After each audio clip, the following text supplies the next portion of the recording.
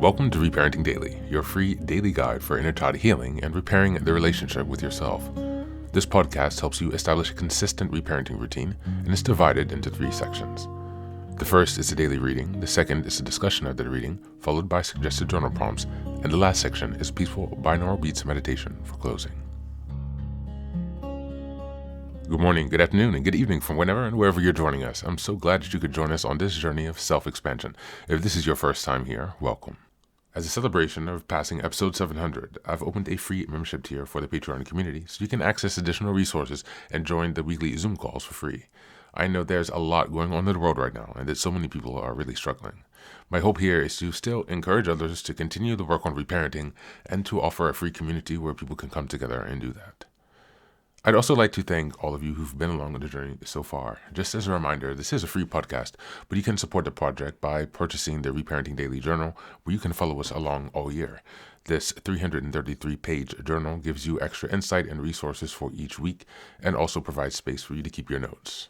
Another way to support the podcast is to purchase the Fairy Tales for Reparenting series, volumes 1 through 3. This collection organizes famous and obscure fairy tales from around the world into the 3 phases of the hero's journey. While you might think that fairy tales are for kids, I'd like to challenge you. These stories contain profound truths and lessons carried down over millennia that we can use in our reparenting journey. It's a fun way to reconnect with your inner child. Each volume comprises 10 fairy tales. They include an analysis section to help you dive deeper into the message, as well as journal prompts and space to reflect on the story's meaning in your life. Lastly, you can also support the project by taking a paid Patreon subscription, by purchasing the books on the website, or by donating via Buy Me a Coffee. You can find all this information on the Support Us section of the website. So now, with these announcements out of the way, let's dive into today's practice. Today, we're going to be listening to a portion of a lecture by Dr. Mark Brackett and Dr. Andrew Huberman from the Huberman podcast.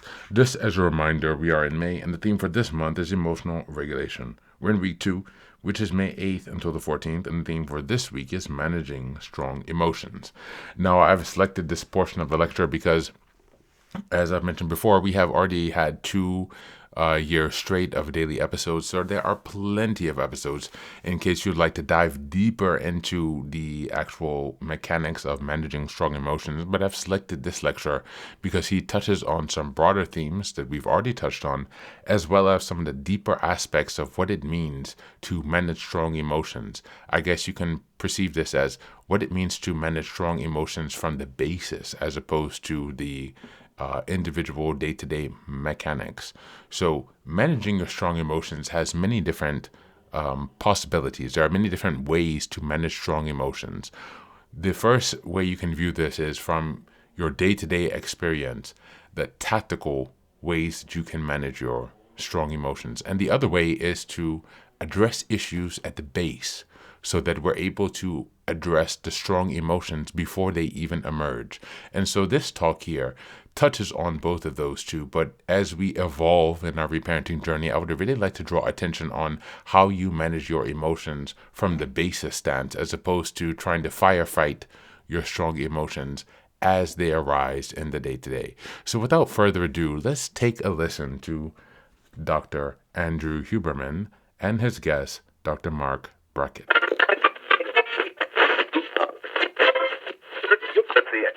Regulating is not suppressing.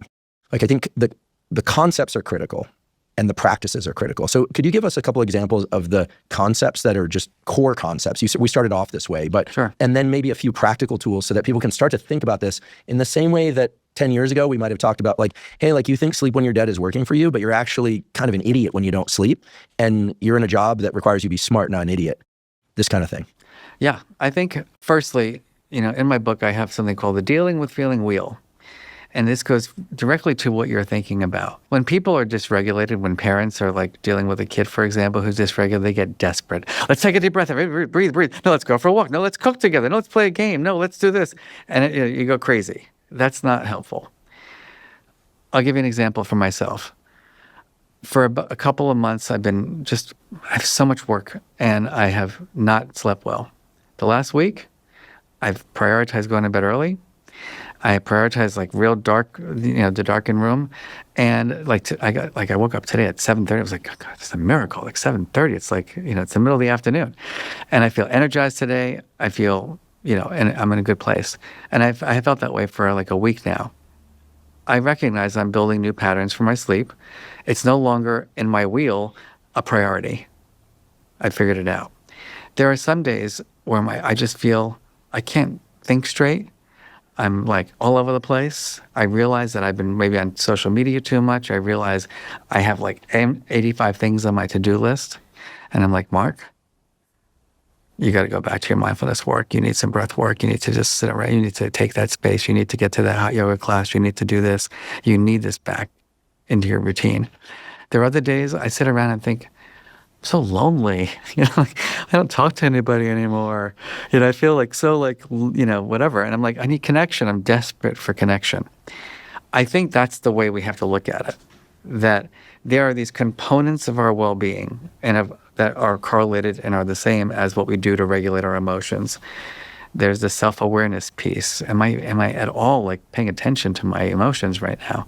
There's that breath work piece. There's the cognitive work. There's the relational work. There's the biology of it, the sleep, the nutrition, the physical activity. Like, for example, one of the things that happened for me in writing this new book was that I became very, very committed to my own fitness. Martial arts was like, that was like teaching 10 karate classes a week. I was younger then. I was in the best shape of my life. Then I got like dumpy professor syndrome. I'm like, I'm not getting on that stage looking that way anymore. I was like, whoa. And I made this major commitment. And one of the things that happened to me was that it became my go-to strategy for my overwhelm and stress while writing my book. And I remember saying to myself one day, like, Mark, you may not finish this book, but you're going to be in the best freaking shape of your life. And truthfully, it transformed my life. Now, here's why I'm telling you that story.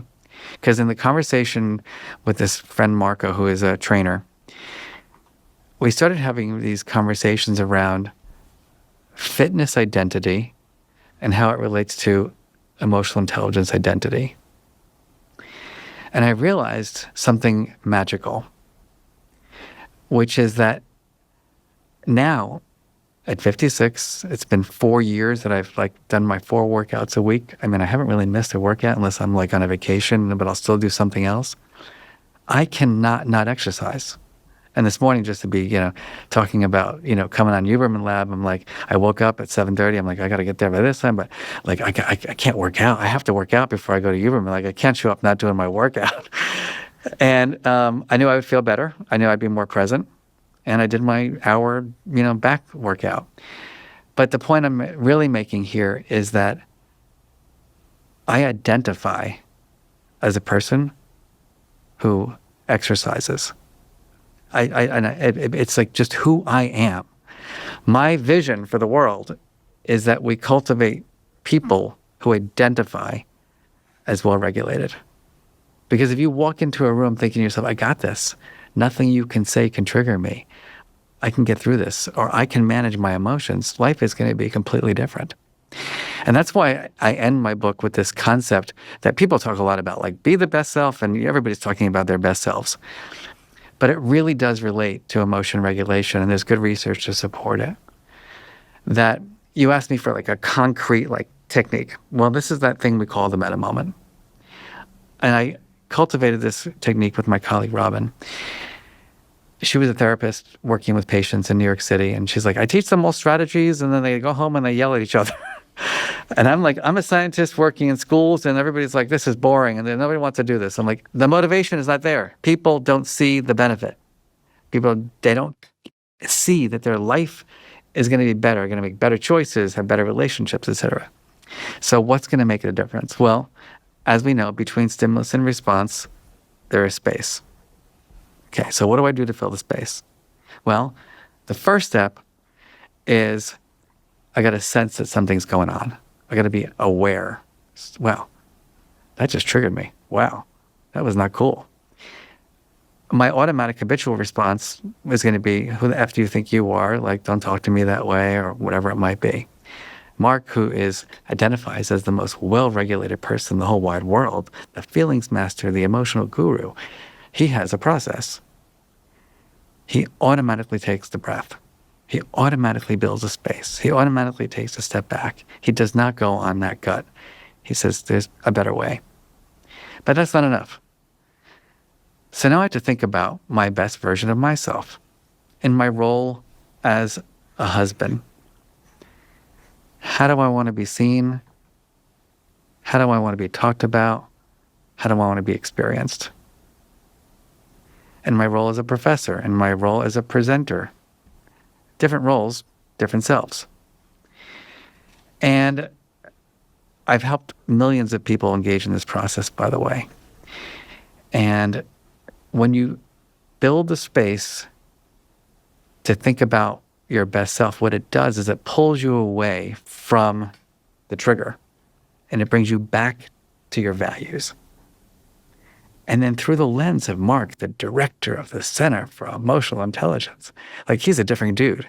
He's a totally different guy than Mark, who grew up in New Jersey being bullied and is triggered.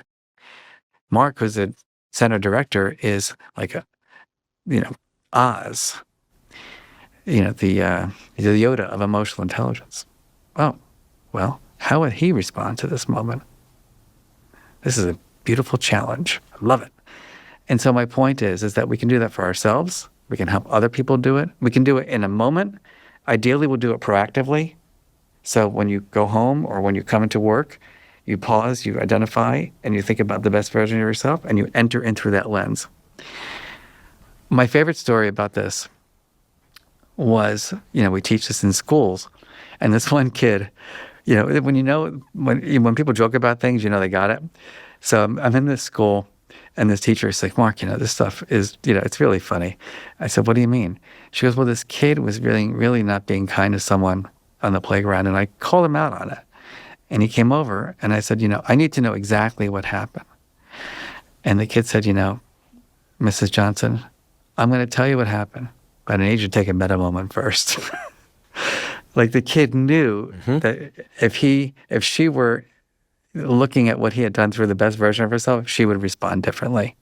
That's the magic of the work.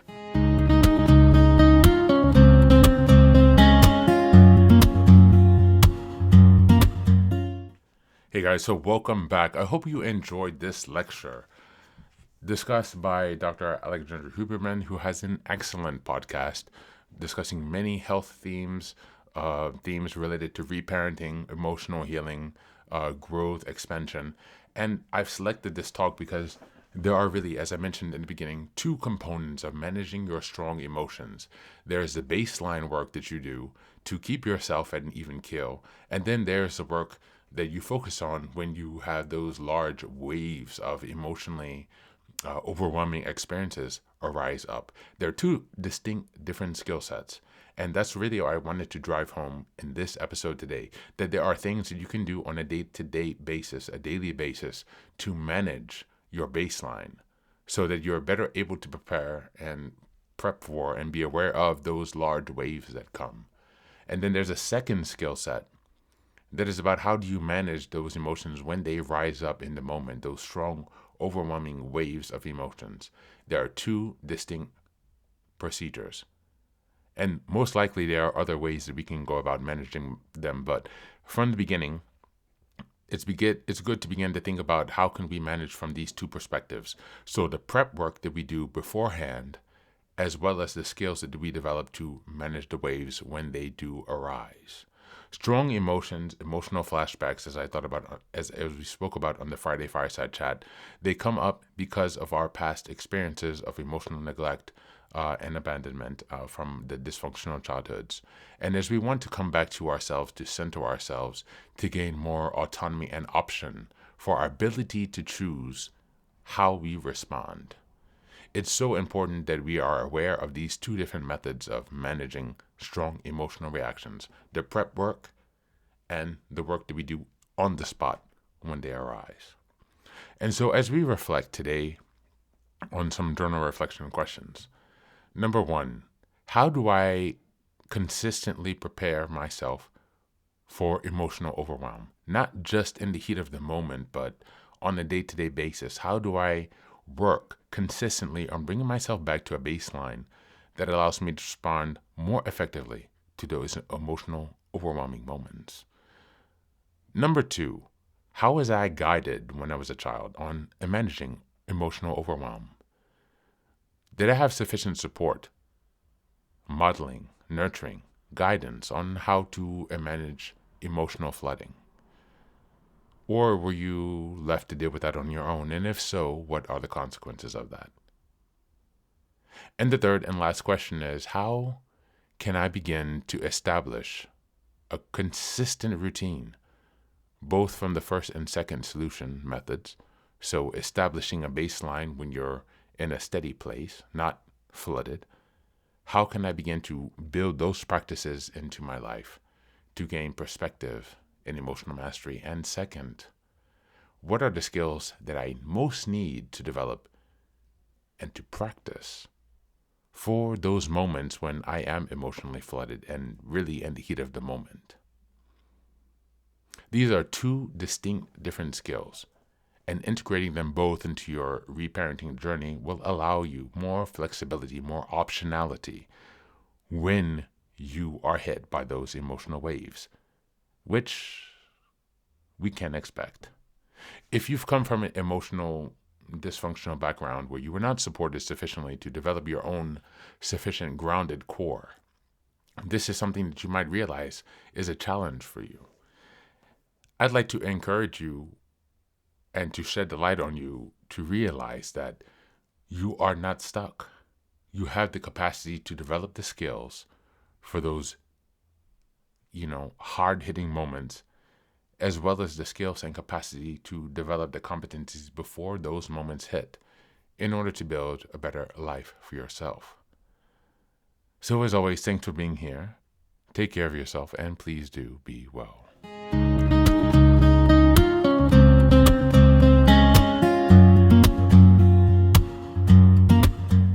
Welcome back. Now, this is the third and final section of the daily podcast. This is your silent meditation. Please find a place where you can be comfortable and undisturbed, where you can relax and spend some time with yourself for the next 10 minutes. You can choose to be sitting, standing, lying down, or in whatever position makes you most comfortable today. Just take some time to listen to yourself.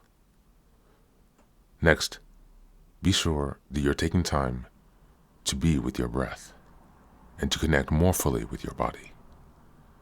Don't be disturbed or overwhelmed by your thoughts. Simply allow them to pass. Just observe them. Do not engage with your thoughts. Only be mindful of them passing, as if they are leaves drifting down top of a river. Use this time to connect with yourself, whatever time of day you are listening to this. Namaste.